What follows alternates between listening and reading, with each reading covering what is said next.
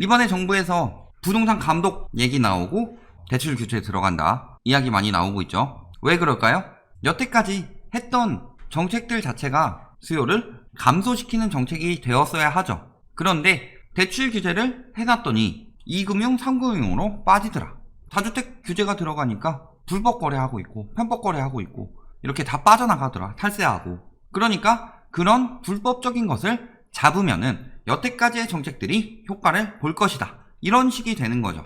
대출에 대해서 또 규제가 나오는데 앞으로는 지금까지 해왔던 정책들이 약하지가 않죠. 강하니까 그 정책들을 제대로 돌아가게 보완하는 형식으로 갈 것이다. 그 중에서도 조금 더 강화해도 되겠다. 예를 들어서 보유세 같은 경우는 6%가 약한 건 아닌데 공시가격 때문에 더 약해지는 부분이 있죠. 공시가격 현실화율을 높인다든가 이런 정책들은 조금 더 진행이 되겠죠.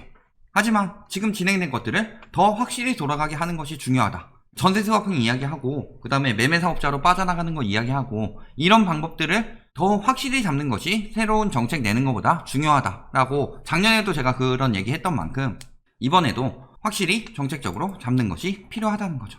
지금 일단 정책상으로 다주택자 규제, 임대사업자 말수 있고 법인, 양도, 보유세 강화, 신탁, 위탁자 명의로 돌리는 것 들어갔었죠? 빠져나가는 것 방법 다 있었죠. 그 다음에 증여취득세 12% 검토 중이다. 다주택자 규제를 들어가고 있다. 보유세는 9.13 때 강화됐고 12, 16 때 강화하려고 했는데 얘는 20대 국회에 막혀서 통과 못했죠. 그리고 7.10 때 이때보다 더욱 강력한 보유세로 강화했더라. 플러스 공시가격 상승, 공정가액 비율 2022년까지 매년 5%포인트씩 올린다. 지금 가장 문제는 금리 낮아지면서 대출 받아서 연끌하는 사람들이 다시 생겨나기 시작했죠. 작년 말에 오를 때 더 이상 연끌할 수 있는 사람이 없었다. 연끌할 만큼 다 하고 12, 16 이후 떨어지고 있었는데 질병 사태 터지면서 금리가 뚝 떨어져 버리니까 이쯤 되면 나도 갚을만 하겠는데 하고 연끌하는 수요들이 생겨나기 시작했다. 그래서 원래는 투기과열지구 LTV 40% 제한이 됐었죠. 그리고 다주택, 그 다음에 15억 이상 고가 아파트 0%로 제한을 했었죠. 그런데 이것을 빠져나가더라. 그러니까 대출 규제를 확실히 할 필요가 있겠더라. 그런 상황이죠. 다주택자 규제 하나씩 들어가다 보면 취득 보유 양도세 다 올랐다. 이거 뭐 신부동산 3법, 문재인표 부동산 3법 이런 식으로 이야기 많이 나오고 있죠. 양도세율 최고 72%라고 했는데 10억 이상 구간 하나 신설하면서 3%포인트 올려서 75%까지 가능해지죠. 그 다음에 취득세율 2주택 8%, 3주택 이상 12% 들어가죠. 종부세율 최고 6%. 꼼수 부동산 매매 막는 전방위 규제 9월부터 시행한다. 해서 법인주택, 부동산 거래, 신고 등에 관한 법률 시행령과 시행규칙 개정안을 9월 중 시행하기로 한다. 법인 취득세는 이미 12% 다주택으로 늘릴 수 있는 상황이 아니죠. 12% 내고 누가 사요? 양도세는 물론 지금은 법인이 개인보다 혜택을 보는 것은 양도세다. 내년에 10%포인트 올라가더라도 법인에 대한 양도세는 개인보다 적다라는 거죠. 그러니까 단기 차익을 보기 위해서는 도전해 볼 수는 있지만 취득세가 12%니까 이익분에 대한 12%가 아니라 전체 가격에 대한 12%다 보니까 양도세가 약하더라도 사지는 않을 것이다. 사기는 힘든 상황이라는 거죠. 종부세율 1주택의 경우 3%, 다주택의 경우 6%까지 올라간다. 그러니까 저런 규제가 없더라도 법인으로 사기는 힘든 상황이라는 거죠. 연 6천 월세 받는데 연 6천도 장난 아니죠. 보유세만 1억 못 버틴다. 자, 강남에 84제곱미터 이하 아파트 두 채 임대 월세 수입으로 월 500만원씩 나온다. 총 6천만원이죠. 올해는 5,100만원이 나왔다. 900 버는 거였죠. 900. 내년에는 어떻게 돼요? 2배에 가까운 1억 여원으로 급등한다. 보통은 이럴 경우 뭐라고 많이 그래요? 상승분만큼 임차인에게 전가하며 버틸 것. 자, 그런데 이번에 계약갱신 청구권 들어가죠. 전월세 상한제 들어가죠. 2년에서 4년 정도까지는 올릴 수 있는데 한계가 있어서 요만큼까지는 안 나올 것이다. 손해가 크죠. 그 뒤에는 올릴 수 있을까요? 임차기간 1년에서 2년까지 연장하니까 그때 폭등했고 지금 2년에서 4년으로 연장되니까 4년 뒤에 폭등할 것이다 라고 이야기하는데 이때 2년 뒤에 폭등했어요? 안 했죠. 그 전보다 오히려 상승폭이 줄었다. 올릴 수 있겠어요? 전가하는 거 안 된다. 그렇다면 방법은 두 가지뿐이죠. 집을 팔아서 보유세를 낮추는 방법이 있고 두 번째 방법은 집을 팔지 않더라도 집값이 떨어져서 보유세를 내더라도 6천만원 이하가 된다. 이렇게 빠져나가는 수밖에 없다. 안 그러면 유지를 못하는 거죠. 팔든가 아니면 떨어지든가. 팔게 되는 것들이 많이 나오게 되면 떨어지게 되는 거고 떨어지게 되면은 보유세 부담 조금 줄어들겠지만 집값 떨어지고 있는데 굳이 계속 붙잡고 있을 필요가 있냐라는 거죠. 자, 보유세 강화. 시가 36억원, 공시 31억원이고 뭐 시가 40억원, 공시가격 34억원일 때 1세대 1주택자 같은 경우 세부담 증가 10년간 보유하면은 크지 않다는 거죠.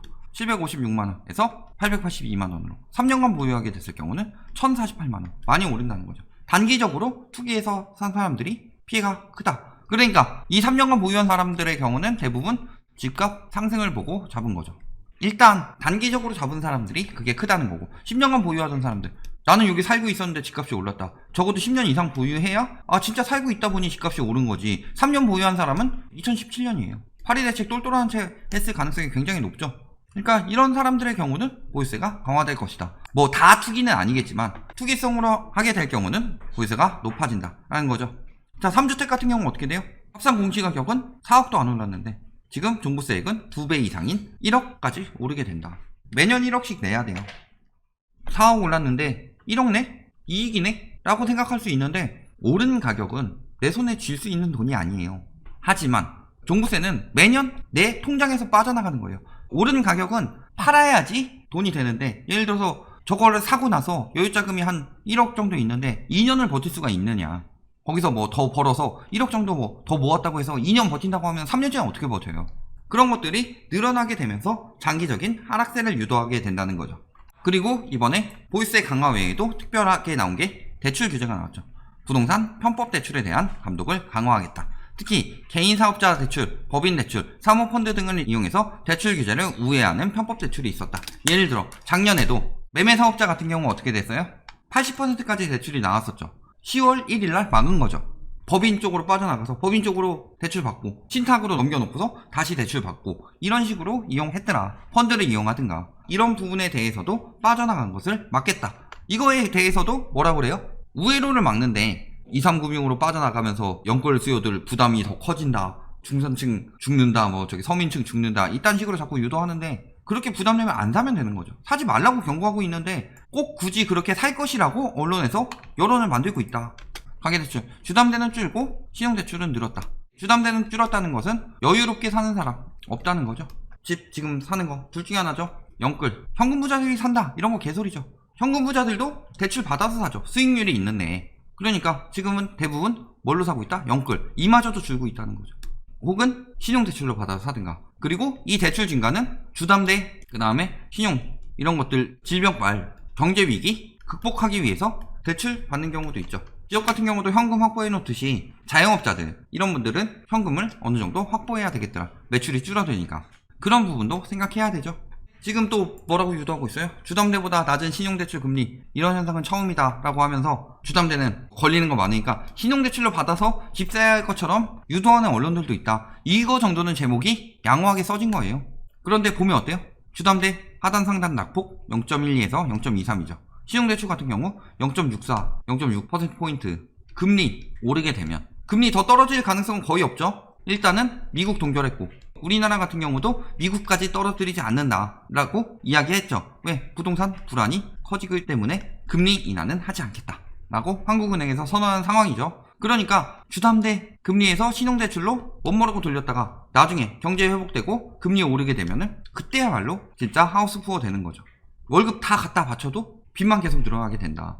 그럴 수 있다는 거죠. 신용대출로 해서 유도한다. 일단은 신용대출이 주담대만큼 많이 나오지도 않는데 부족한 부분 신용대출로 메꿔라 유도하고 있잖아요. 1금융권 대출 규제 어디가 많이 떴다? 저축은행. 저축은행은 13% 성장했고 농협은행 같은 경우는 14% 감소했다.